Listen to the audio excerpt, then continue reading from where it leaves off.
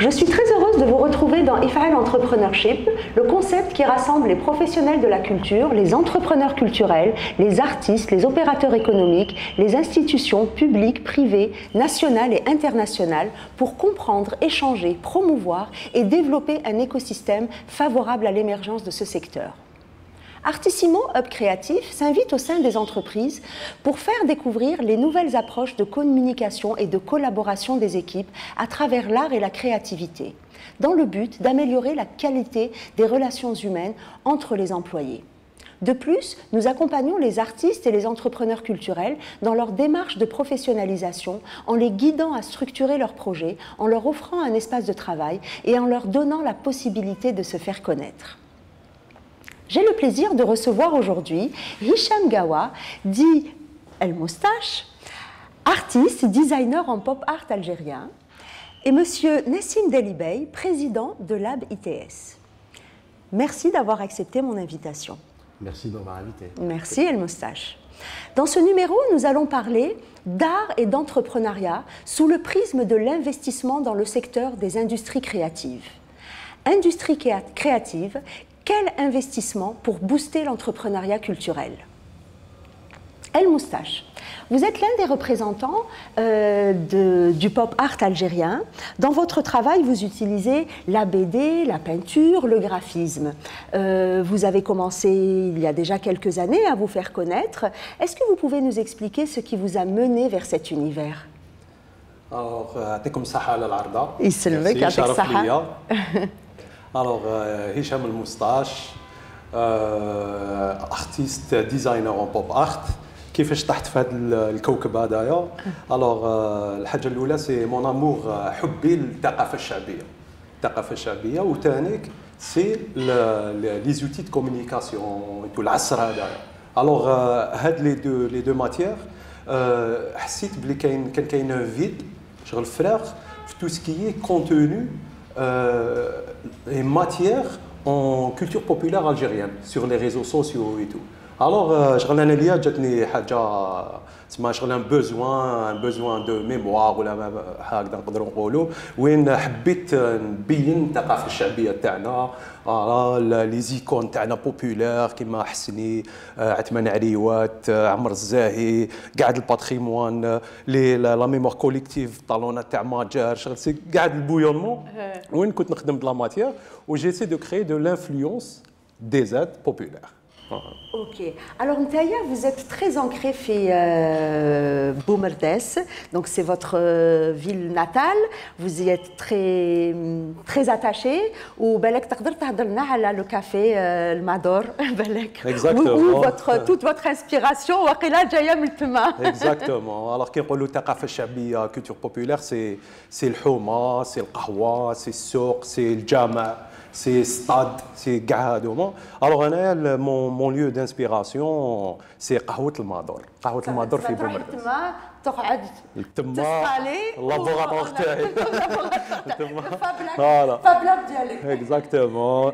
التما alors c'est toute cette dynamique populaire, الجزيرية, la langue, la mutation تاعها, l'évolution, les tendances تاعها.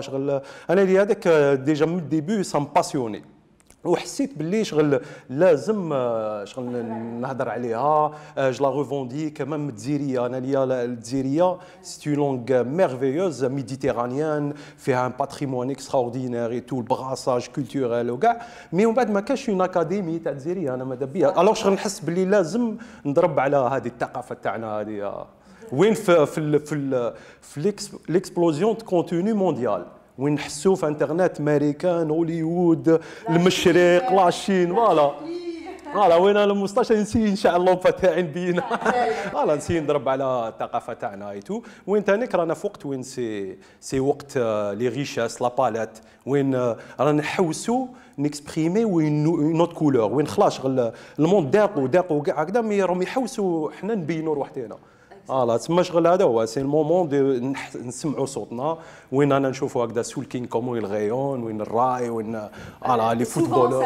Souvent les gens rayonnent à l'étranger, بصح هنايا on a peut-être parfois un peu de mal, mais en même temps vous l'avez fait naturellement, c'est-à-dire avec votre langage, بالهضره ديالنا, voilà votre cet ancrage identitaire que vous voulez faire voyager aussi, faire connaître حنايا les Algériens وكذلك العالم كامل. Exactement.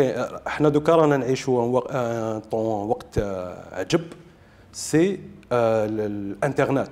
C'est la démocratisation des outils de communication et tout. هذه شغل c'est une merveille. L'accès à l'information كيفاش واحد يقدر يسمع صوته وحده هكذا بلا ما تجوز على دي كانو اوفيسيال ولا هكذا وين واحد يقدر يحط حاجه دوكا تغيوني في الموند. هذا لو مومون هذا اكستراوردينير سي هذا واش خلاني انايا نبني ما نوتوريتي سور انترنت لوكالمون فوار هكذا انترناسيونال وين بتيت ا بتي نحب نسمع صوتي à l'international. Alors et en même temps Ntaya dans vos œuvres, je vais pas parler de travaux, dans vos œuvres vous abordez quand même beaucoup de sujets qui sont liés à la société d'Yelna. Dans votre processus créatif, est-ce que ce sont les sujets de la société qui vous ont mené à vouloir les exprimer à travers l'art, ou bien c'est votre art qui, à un moment donné, vous a guidé pour parler de la société? Alors, le pop art, c'est mémoire populaire. Mémoire populaire, ça c'est l'acquis. C'est l'acquis, mais on remarque que هذا الباتريمون et tout, لو كان نخلوه هكذا يقدر يغمل يقدام وكذا وهذا واش هو يصرى هذا واش انا نشوفوا وين مام القصبات غير نشوفوها كيفاش يطيحوا شغل ماش قادرين ما عليها شغل هي العفسه سيك نحكم انا الباتريمون نحكم هاد لا ميموار هاد لو بلوك هذا ميموار كوليكتيف ومن بعد نعاود نخدمهم كيما نحب انايا وين سي نجيبهم دوك ولا فواغ جو لي زوريونت فيغ ان سونس زعما انا دوكا كي نعاود نحيي اون ميموار تاع ان ارتيست ولا ماذا بيا شغل لا نوفيل جينيراسيون ديجا يكون عندها لي كود تاعها تسمى انا اون جينيرال كي ندير ان اوما زعما عمر زاهي تو نكولابوري مع دي زامي باش نديرو دي ريميكس تاع عمر زاهي الله يرحمه مي وشنو افيك ان ابياج ونسيو ندخلوه درت اون كولاب زعما فيكتيف مع بوب مارلي. C'est en même temps ouvrir vers le monde, vers les gens. À chaque fois, je me le réapproprie, au voir que j'oriente vers un sens. Je ne نحكمش هكذا ونحط بغوت. وين هذا واش راهم يديروا en général. ومن بعد malheureusement الناس tellement تشوف هكذا شغل تولي كي شغل حاجه من الديكور وتنسى. وين هي il faut la faire vivre, c'est-à-dire que même le patrimoine, donc ce qui fait partie de notre patrimoine et de notre passé, peut avoir quelque part un avenir et une ouverture sur le monde en fait. C'est un peu ça votre démarche. Bien sûr, où il y a énormément d'exemples. وين انايا كاين واحد l'exemple c'est lié à une personne que je m'inspire beaucoup de lui, de ses travaux et tout, c'est Amazir Kateb. انا لي Amazir Kateb est un phénomène ونقدر يكري ان موفمون كيما دوك العنقه كري سون موفمون شعبي تو من بعد ولات الشعبي حتى وين سيتي ريفوليسيون هذاك الوقت حتى وين بدات تتفيجا وكي توشي كيما ميوزيك كلاسيك لا ما توشيش وكاين اللي ما يعجبهمش الحال alors que هو il a remis tout ça en question فوالا اكزاكتومون كسر لي كود تو شغل لي تي ريفوليسيون هذاك الوقت كاتب مازيغ حكم القناوي هذاك الوقت نشفى لها وردوا طوندونس وخلطوا بكاع لي ستيل ومن بعد نشوف حنا كنا جون ايتوديون ولا تمام التوريزم الصحراء ولا طوندونس ولا الشاش ولا القراقب بارتو ولا شغل انا ليا امازيغ كاتب سي كيفاش بلا كولتور ا كريي ان موفمون وين ميم لابي واسمو لو توريزم لوكال ومن بعد صاغي اوني بارتو ان افريك دو نور ليا سي ان اكسيلونت اكزومبل تاع كيفاش بان باتريمون شغل دي نيونس هو شغل ثاني كي لا ميكسي الشعبي شغل القناوي مي كيفاش ولا طوندونس وين لي جون ملي غنوا ستاد باب الواد حتى لا تشيتشي تاع حيدره شغل كونيكتاهم كاع في موفمون شغل هذاك انا ليا سي ان تري بون اكزومبل وشغل سي alors Ntaya vous faites quand même passer des messages, vous êtes beaucoup dans le détournement, dans le second degré, dans l'humour. C'est votre spirit qui m'a relou là qui fait. Donc c'est Bien sûr. Faire passer des messages avec légèreté, c'est important. On a besoin de rire, on a besoin de s'amuser à travers l'art. Ouais. هي كيما قلت لك من قبل في الوقت اللي رانا فيه في الكونتوني ديجيتال اللي راهو غير يكبر القالب un des قالب essentiels باش تجوز l'information et tout c'est la dérision, l'humour et tout ou ça fait partie احنا de notre culture. Oui, c'est vrai. On a abordé un sujet. Ça veut dire c'est une nuance qu'il faut que j'intègre et tout وين تانيك pour captiver même les couleurs flashy. J'utilise des codes pour attirer l'attention, oui. Pour passer le message, l'ancrage de l'information et tout. C'est voilà, c'est ces outils. Une démarche. Rapidement, alors est-ce que Ntaya, donc vous décidez de devenir, enfin de vivre de ce métier. Vos parents, est-ce qu'ils ont joué un rôle là-dedans dans votre créativité ou est-ce que vous avez été encouragé à avancer professionnellement dans ce domaine? Alors, et même jeune, par rapport à la famille et tout, bon, ils m'encouragent et tout. Mais lorsque j'ai fait le virage de la carrière, il y a eu la d'accord, c'est classique. J'étais ingénieur de polytechnique. Qu'est-ce qui se passe? Voilà, mais en se faisant une notoriété, en faisant des expos qui ont fait de l'impact, bien sûr le côté investissement, entrepreneur culturel, il faut s'outiller. C'est pas simple, comme tout entrepreneur, dans tous les domaines. C'est clair. Sortir vers le flou. Le flou لا ما انا بالناش ماشي كيما كي واحد يكون شهر تسمى انا بالو في الشهريه بيان mais avec le flou d'entrepreneur voilà il faut du courage et tout il faut y croire ماشي ساهل من بعد il faut avoir un mental d'entrepreneur de guerrier. Alors on va revenir là-dessus justement sur l'entrepreneuriat, mais avant ça je me retourne vers Nassim Dalibey. Donc vous avez effectué votre carrière professionnelle en grande partie à l'étranger. Vous êtes très impliqué dans le monde de la finance et dans le financement des startups et dans le financement et l'encouragement au développement des startups. Est-ce que vous pouvez nous en dire un peu plus? Tout d'abord, je tenais à vous remercier encore pour votre invitation. Je présente un petit peu mon groupe. Je gère un groupe qui gère des fonds d'investissement. Oui. On finance des startups, mais pas que. On finance et on accompagne des startups aujourd'hui. Alors, c'est vrai qu'à la base, on est plus dans le domaine de l'IT, qui est un petit peu à la mode partout. Et je pense que grâce à vous, aujourd'hui, j'ai découvert qu'il peut y avoir d'autres types de financement qu'on pourrait, d'autres types de projets en tout cas qu'on pourrait accompagner. Tout à fait. Et oui, alors du coup, effectivement, parce que vous savez, ce que l'on sait, c'est qu'aujourd'hui, c'est que les industries créatives emploient 30 millions de personnes dans le monde. Elles génèrent à peu près 2600 milliards, un chiffre comme ça, de chiffre d'affaires dans le monde. Donc cela veut dire que pour l'Algérie, ça pourrait être un potentiel en employabilité, et aussi en création de richesse. On parle aujourd'hui de la diversification de la richesse en Algérie. Est-ce que vous pensez que les industries de la culture peuvent être un secteur qui a ses chances de se développer aujourd'hui? La raison de mon passage aujourd'hui en Algérie, c'est un petit peu pour voir un peu les opportunités qu'il pourrait y avoir au niveau d'accompagnement sur des startups. Je vois qu'il y a beaucoup de choses qui sont en train de bouger, ou en tout cas, je pense qu'ils vont évoluer assez rapidement. Ça peut être dans le domaine de l'IT, et grâce à vous, aujourd'hui, j'ai découvert qu'il peut y avoir d'autres opportunités qui pourront se présenter.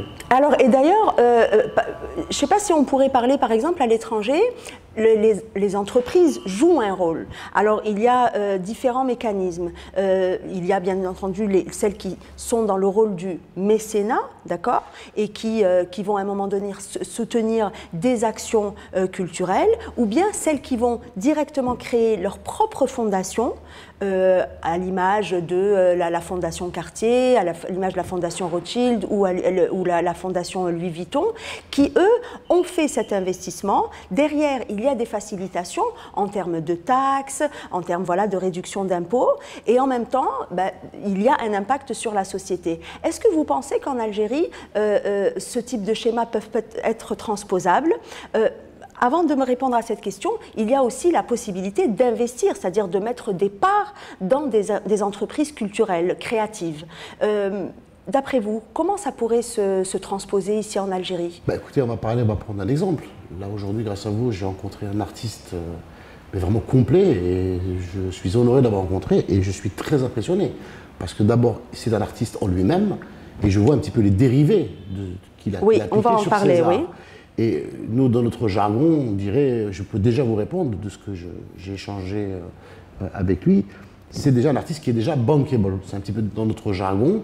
Ça veut dire que ça peut porter, en tout cas, il y aurait, pour des gens comme nous... Il y a du potentiel. Ah, mais c'est pas que potentiel, c'est des opportunités qui peuvent être assez importantes, oui. Donc, d'après vous, il faudrait peut-être que les opérateurs économiques en Algérie puissent être sensibilisés au potentiel de ce secteur-là, et peut-être qu'ils pourraient, à travers soit de l'investissement, soit ce qu'on appelle les business angels, etc., pour pouvoir lancer, accompagner ce genre d'initiative. Vous savez, nous, ce qu'on voit... Comment ça se passe, les business angels, par exemple? C'est très simple. Nous, de notre côté, on étudie un petit peu différents projets, ça peut être des inventeurs, ou comme aujourd'hui c'est le cas, c'est un artiste, qui est un artiste entrepreneur, de toute manière, ce que je vois, surtout qu'on voit qu'il a une vision assez poussée de comment il peut convertir son art en économie. Nous, on est des économistes, on est des financiers.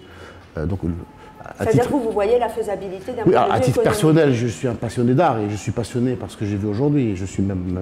il peut dire qu'aujourd'hui qu'il a un nouveau fan, hein, ça c'est clair. Parce que vraiment, il m'a montré des choses intéressantes, très intéressantes et magnifiques. Oui. Mais si je reprends un petit peu ma casquette de financier, il m'intéresse aussi. Pourquoi? Parce que non seulement ce qu'il fait, c'est magnifique, ça, je ne crois pas qu'il y a d'autres termes, mais en plus, vous savez, je suis président du fonds, donc en tout cas aujourd'hui, si on me demandait mon avis sur ce modèle d'artiste, je pense qu'on passerait du temps, que c'est un dossier qui peut être étudié, ça c'est clair. Alors, justement, parce que du coup, tout le monde n'est pas, on va dire, dans la même perspective. En ce qui vous concerne, Tal Moustache, c'est que, bien entendu, donc l'artiste Narfo, le Moustache, par rapport à vos œuvres donc, de pop art, mais aujourd'hui, on peut considérer aussi que vous êtes un entrepreneur. La première chose qui est intéressante, c'est que vous avez, dès le début, quand vous vous êtes lancé, en plus de présenter à travers des expositions vos œuvres, vous avez pris la décision de décliner vos œuvres dans ce qu'on appelle des produits dérivés. Alors la démarche, j'imagine qu'elle est double, c'est-à-dire c'est cette notion de vouloir démocratiser l'art pour le plus grand nombre, et en même temps, peut-être que c'est aussi il y a derrière aussi une démarche commerciale. Est-ce que vous... Alors exactement, Al Moustache, c'est un projet artistique, on peut dire ça. C'est une image, peut-être c'est une marque qui offre des services culturels. En général, je collabore avec des marques de boissons et tout pour offrir de l'identité visuelle Al Moustache pour une marque. Il y a déjà ça. Donc il y a déjà ce lien qui se fait avec j'offre des services de graphistes, d'illustrateurs, de créateurs de contenu pour les marques. C'est du design graphique décliné. Ensuite, il y a le côté de produits dérivés où j'essaie de collaborer avec des partenaires pour que le côté entrepreneuriat et vente et tout ne m'absorbe pas. Parce qu'il y a des cas où des amis à moi qui sont dans l'entrepreneuriat culturel où ils essaient de tout faire, Mais le côté créatif,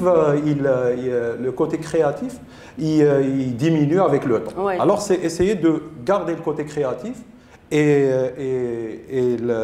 en même temps avoir des rentrées régulières avec des partenariats où je négocie des pourcentages et tout.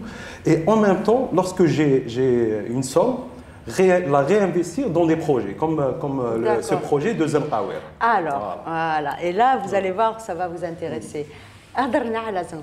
Alors, Zenqawer. Moi, j'adore. Moi, je suis public classe acquis.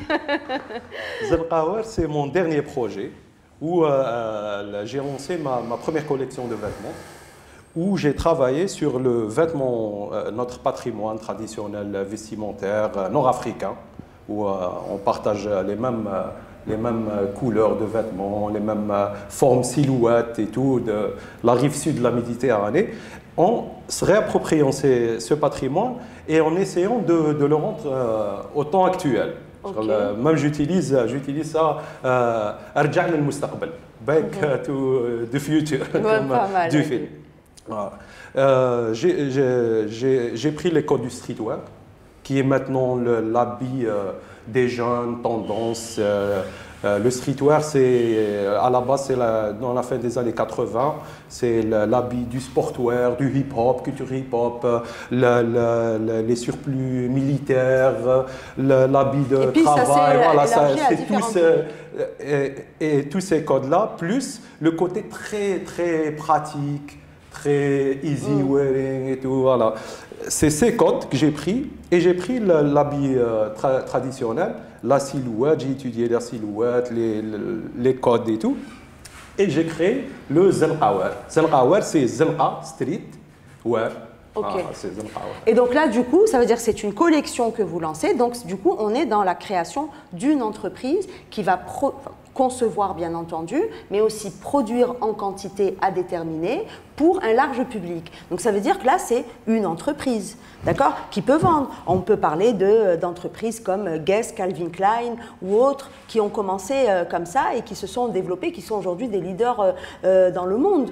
Comment est-ce qu'aujourd'hui, une entreprise comme celle-là, d'après vous, peut-être peut accéder alors, soit à du financement à travers les crédits bancaires ou bien par des fonds d'investissement? Est-ce que c'est quelque chose qui est envisageable? Vous savez, avant de parler d'investissement, on va étudier. Moi, depuis que je suis en Algérie en ce moment, nous sommes en train de lancer, d'accompagner en tout cas deux start-up ici en Algérie. J'entendais parler de Boumerdès, qui est une ville sur laquelle j'ai une grande affection, qui est une ville magnifique. Mais Moustache, sa vision, elle n'est pas à Boumerdès. On parle aujourd'hui beaucoup en Algérie de pouvoir exporter à partir de l'Algérie, oui. de faire rayonner en tout cas oui. le savoir-faire ou les produits de l'Algérie. Il fait partie de ce schéma-là. C'est-à-dire que, je vous ai dit tout à l'heure, en regardant rapidement, je peux déjà vous dire que son projet, parce que moi je vais le voir en tant que projet, excusez-moi. Bien sûr. Il est bankable déjà. Il peut être développé, oui bien sûr, sur le territoire national, mais il est facilement exportable aujourd'hui. Il y a du contenu, il y a quelque chose derrière qu'on peut. Alors, nous, notre rôle, voilà. Et nous ce qu'on veut surtout sur des artistes comme ça, c'est qu'on veut qu'ils se concentrent à s'occuper de ce qu'ils savent faire, du côté artistique. Et c'est à nous de gérer la partie développement économique. Parce que plus on lui laissera le temps de s'occuper de ce qu'il peut créer, parce que c'est un créateur, il a une bout d'idées, là, c'est quand même assez exceptionnel. Je vous dis encore une fois, je suis vraiment impressionné. Nous, ça, c'est des profils qui nous intéressent, pour deux raisons. Parce qu'il y a déjà un potentiel de marché, non, pardon, en termes de marché, on s'excuse. En termes de marché, il y a un potentiel déjà sur le marché local, mais surtout... Oui, avec l'arrêt des importations, absolument. par exemple. Mais on peut exporter notre artiste, je pense, d'une manière assez aisément, en tout cas. Alors, ce lien qui peut être fait, bon, par exemple, et là, on va prendre l'exemple d'Artissimo. Comment créer ce lien entre les créateurs et le monde de la finance? Déjà, souvent, ils ne se reconnaissent, ils ne se rencontrent pas et ils ne se voient pas, malheureusement. Donc nous, par exemple, au niveau des projets, des nouveaux services qu'on propose, c'est justement d'aider les artistes à réfléchir à leur modèle économique, à réfléchir au développement de leur marque, à intégrer cette notion économique et financière dans leurs projets. Il serait intéressant de réfléchir à, justement, nous déjà en tant qu'Artissimo, et puis bien entendu ceux qui souhaitent se lancer dans ça, de voir comment séduire les opérateurs économiques. Parce qu'ils vous disent tous c'est bien. Comment est-ce qu'on peut les séduire pour justement s'intéresser à un projet comme celui-là? Ça peut être des opérateurs économiques ou ça peut être des banques. Et là, permettez-moi de poser une question un peu plus longue, c'est que aujourd'hui, dans les banques, il y a des crédits. Lorsqu'on investit, on peut avoir droit à des crédits. Très souvent, et ce n'est pas lié seulement à l'Algérie, dans le secteur des industries de la culture, l'accès au financement, donc au crédit bancaire, est très souvent plus difficile que pour d'autres secteurs, parce qu'on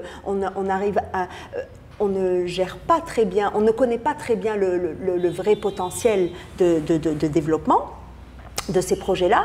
Donc, est-ce que d'après vous, il faudrait qu'il y ait des mécanismes qui soient spécifiques au secteur des industries, des industries culturelles? Je ne sais pas si ça existe à l'étranger ou ici. Pour au moins accéder, parce que là, il est là, il veut lancer sa marque, à un moment donné, il va lui falloir s'il n'y a pas de fonds, il peut y avoir au moins peut-être des crédits bancaires. Tout d'abord, c'est un petit peu la raison de mon passage aujourd'hui à Alger.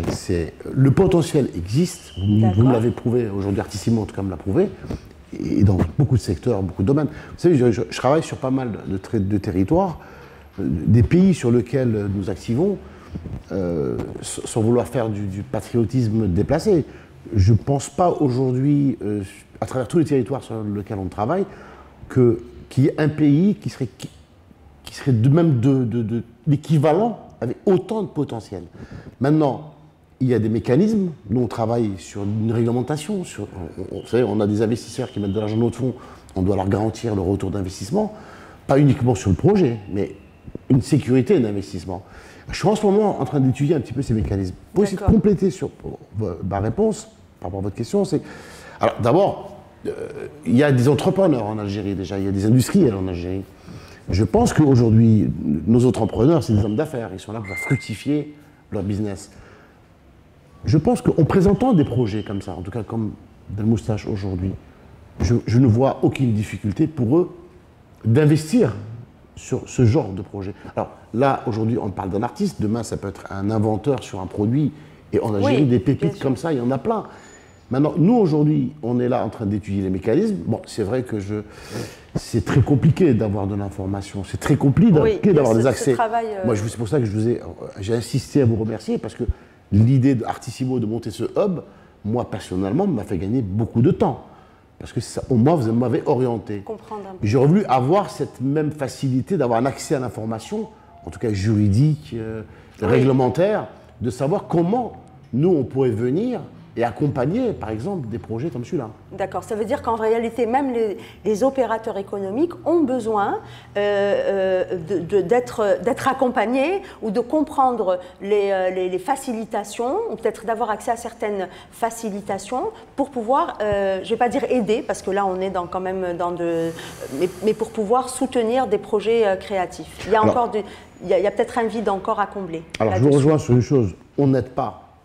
On n'est pas là pour aider. On est là pour investir et avoir un retour sur investissement.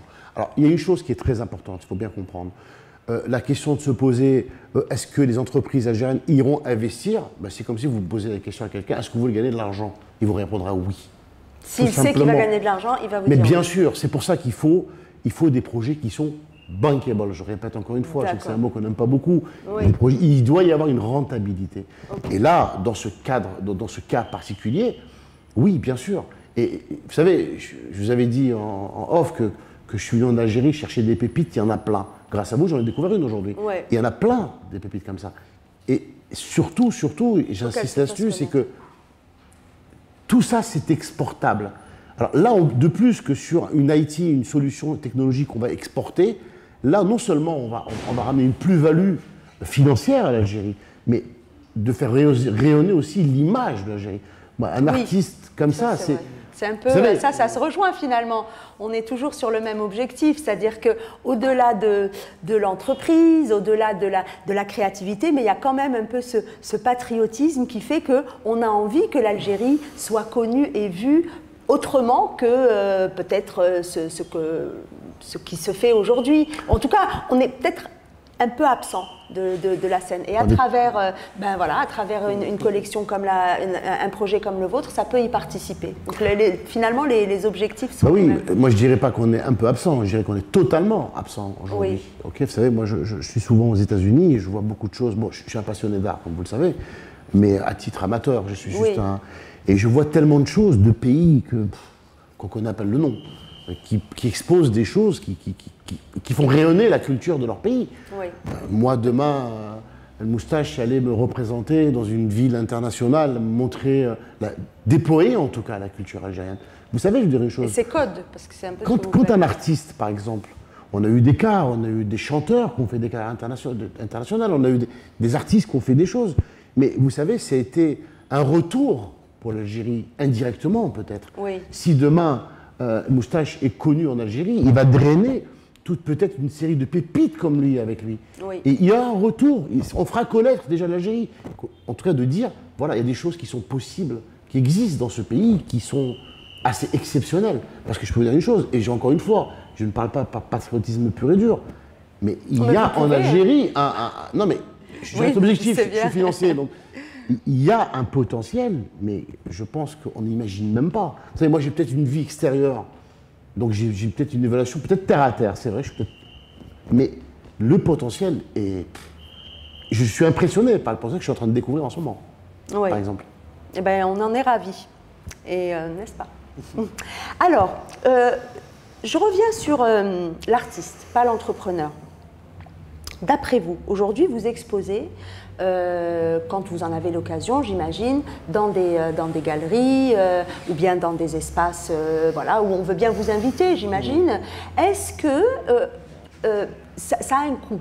D'accord, ça a un coût de travailler sur les encadrements, par exemple, de faire le catalogue d'expositions, voilà, d'assurer la promotion de ces expositions.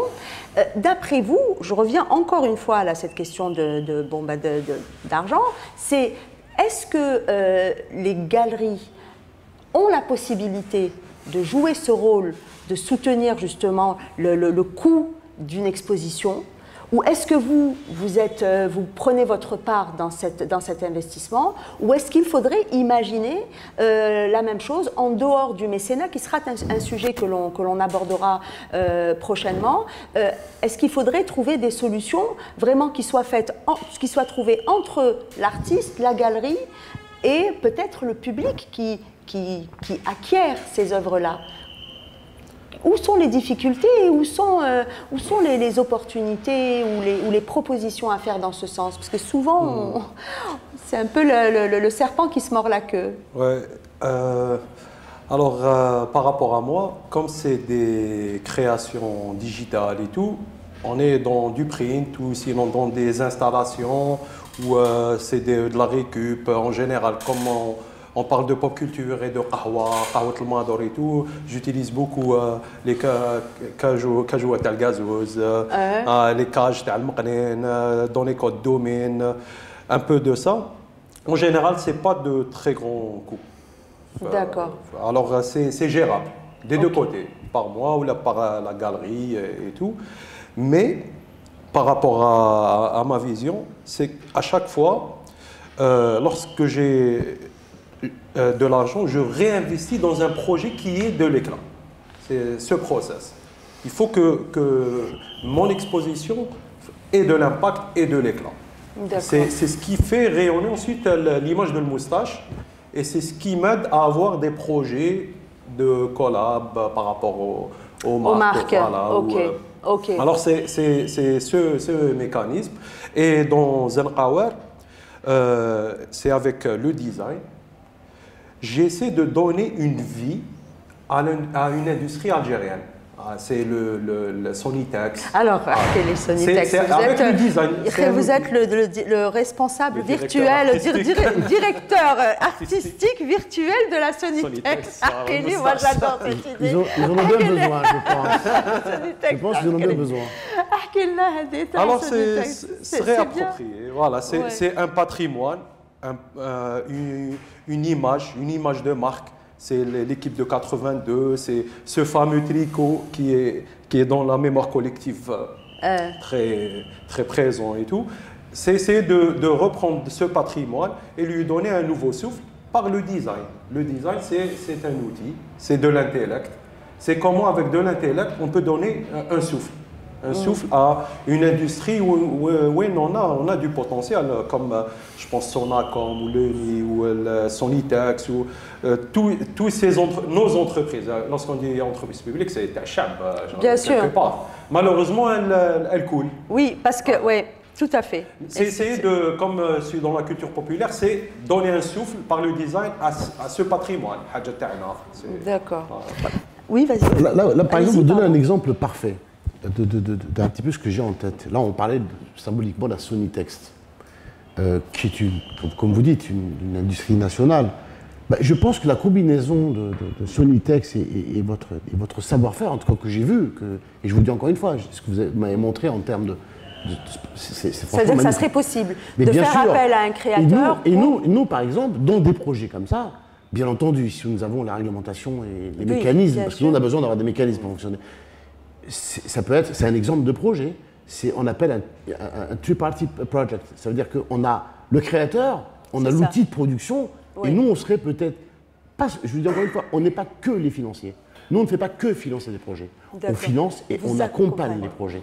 C'est ça vous savez, les fonds d'investissement. Et puis finalement, vous pourriez financer à la fois l'artiste et l'entreprise qui produit. C'est le projet que je vous dis. Et là, si je dis que déjà lui-même, je le trouve bankable, là, un projet comme ça. Je vais dire une chose. Dans le monde en ce moment, les gens toujours pensent que pour faire lancer le projet, le problème c'est l'argent. Croyez-moi que non. Ça fait 27 ans que je suis dans l'industrie de la finance. Il n'y a jamais eu autant d'argent aujourd'hui sur le marché. Il y a beaucoup d'argent. C'est les projets. Alors, il y a des territoires sur lesquels on travaille, où on a toutes les réglementations et les mécanismes établis, mais il y a un manque de projets. Aujourd'hui, en Algérie, il y a les projets. Il y a les projets, mais c'est incroyable, c'est illimité. Mais on n'a pas les mécanismes. Donc, combiner tout ça, c'est un exemple concret que je viens de donner, par exemple. Vous, Sonitex, nous ou un autre fonds, en accompagnant, ça, c'est une création de richesse. Et qui est exportable assez facilement. Donc ça serait peut-être un peu votre conclusion, se dire sur les idées, parce qu'à IFAL, dans le concept IFAL, on veut être vraiment force de proposition pour être, être constructif, pour développer ce secteur et créer un environnement favorable. D'après vous, il faudrait réfléchir avec les opérateurs économiques et les artistes pour trouver les mécanismes qui permettent de créer ces partenariats, qu'ils soient publics-privés, privés-privés, en ayant peut-être accès à des fonds étrangers ou bien des fonds en Algérie, pour pouvoir faire la promotion de ce secteur. On pourrait travailler sur cette question des mécanismes à mettre en place. Oui, alors, déjà vous le faites à travers Artissimo. D'accord ? Vous faites déjà une grande étape. Parce qu'aujourd'hui, c'est une chose. Si je ne rencontre pas cet artiste aujourd'hui, je ne sais pas qu'il existe. Donc, grâce déjà à la démarche que vous faites, on sait qu'il existe. Et de là, les choses peuvent se décanter relativement facilement. Il y a toute une chose. Alors maintenant, quand je parle de mécanisme, vous savez, nous, dans le monde de la finance, dès qu'il y a la bureaucratie, on fuit, on ne reste pas. On ne reste pas. Parce que, comme on dit, nous, time is money. Si on doit perdre du temps, on ira ailleurs. Mais par contre, ça serait bien dommage. Parce que le potentiel qu'il y a, peut-être je m'aurais tendance à me répéter, il est, mais je suis personnellement impressionné. Vous savez, on est en train de financer, d'étudier 2 projets actuellement en Algérie, sur lesquels jamais j'aurais pu penser les trouver ici en Algérie. Et j'ai un autre exemple aujourd'hui que j'ai découvert grâce à vous. C'est un autre exemple. Et je suis certain, et comme lui le souhaite, des artistes comme lui, on en a beaucoup en Algérie. C'est vrai. Et pas que dans ce domaine-là, il y a aussi le monde, le spectacle vivant. Et sur lesquels il y a des liens à faire. Je veux dire, quand par exemple le spectacle vivant se développe, derrière il y a des costumes, derrière il y a du graphisme, et pour le coup, cette combinaison peut donner... C'est un écosystème à mettre en place. Vous vouliez dire, oui, bien sûr. Je veux dire quelque chose comme, parce que je veux le dire, il n'y a pas très longtemps, j'ai assisté à un spectacle de street dance à Broadway, et ce que vous m'avez montré, j'imaginais déjà ces danseurs avec vos tenues. Et croyez-moi, les vôtres m'ont encore plus impressionné sur ce que j'ai vu, et Dieu sait s'ils étaient beaux. Ça, c'est un exemple de choses qu'on pourrait faire. Les frontières, allez, on est parti. Moi, ça y est, j'y suis déjà. Hein. Merci en tout cas. Bon, حاجة الأولى أنا نجي لقهوة المادور. تعرض لي ضب راسك كيفاش. أنا نجي معاها. جيو كامل l'équipe, c'est ça. Et هذه باينة, mais 2-3 idées pour booster notre secteur. Est-ce que, voilà, ou ce que tu, voilà, des choses auxquelles tu as pensé, tu dis, tiens, ça serait bien que ça se fasse, ça me permettrait à moi ou à vos amis artistes de se lancer. Deux conseils, c'est de s'outiller pour les jeunes, être outillés en gestion de projet, en gestion de mental. Il faut pas être fataliste ou qui m'a dit que le milieu artistique il y a un côté li هبط لتحت. Voilà, il faut être un battant, un guerrier. Il faut واحد يامن وشغل كيما انا تجيني ليماج انسبيرون تعجب سي العبي بن مهيدي كيحكموه لو سورير شغل خلاص حكموك شغل صايب سي كو مونطالمون يكون واش يكون ما يقدرولكش خاطش الداخل تاعك شغل شيك فوالا سيك من بعد نقولوا قدمه واعره ماشي واعره كيما هما هذاك الوقت شغل داروا ميراكل خرجوا اون بويسونس مونديال جو بونس كو دوكا لي جون تاع دوك لازم شغل لازم نسمعوا صوتنا ما عندناش لي ميم ديفيكولتي كو هما فوالا سي سا سي فو افوار لو مونتال اي افوار لي زوتي ومن بعد عندنا دي تريزور لينا نوت باتريمون et on fait partie de la Méditerranée. La Méditerranée est un trésor culturel. اللي راهو يستنى غير فينا. لا يستنى فينا malheureusement قصبه نشوفوها شغل لازم on va y arriver, on va y arriver. C'est super. En tout cas, c'est génial. Oui. Si vous permettez, je vais rajouter une dernière chose. Vous savez, nous, dans notre métier, bon, on est en contact avec différents fonds d'investissement qui sont aux États-Unis, au Canada, en Europe, dans le nord de l'Europe en particulier, et même au niveau asiatique. Et à travers nos discussions, parce qu'on échange beaucoup, bon, beaucoup d'entre eux savent que je suis algérien. C'est incroyable. L'image que les gens pensent, elle est erronée. Ces fonds-là, aujourd'hui, regardent l'Algérie de très très près. Ça, il faut vraiment, c'est quelque chose que vous devez savoir. Et je parle de fonds, que ce soit des fonds souverains ou des fonds privés. L'Algérie est dans leur schéma. Ils attendent quoi? Je ne sais pas, enfin comme nous aussi, mais ils attendent. Ouais. Mais en tout cas, il y a un intérêt. Et ça je peux vous le dire à travers le monde aujourd'hui, en tout cas les fonds d'investissement avec qui j'échange, beaucoup m'interrogent, parce qu'ils savent que je fais beaucoup d'allers-retours sur l'Algérie, m'interrogent sur l'Algérie. Ils se sont intéressés à l'Algérie. Et ils attendent, mais ils sont prêts à venir, en espérant qu'un jour on aura... Ça viendra, en tout cas c'est vrai que je pense que il faudrait qu'on soit convaincu que l'Algérie est très singulière et que cette singularité peut être une opportunité pour nous. Je pense que c'est une belle fin pour cette super émission. Je vous remercie encore une fois. Merci Nassim, merci Eustache. Et merci d'avoir suivi ce numéro. Je vous dis à une très prochaine fois. Au revoir.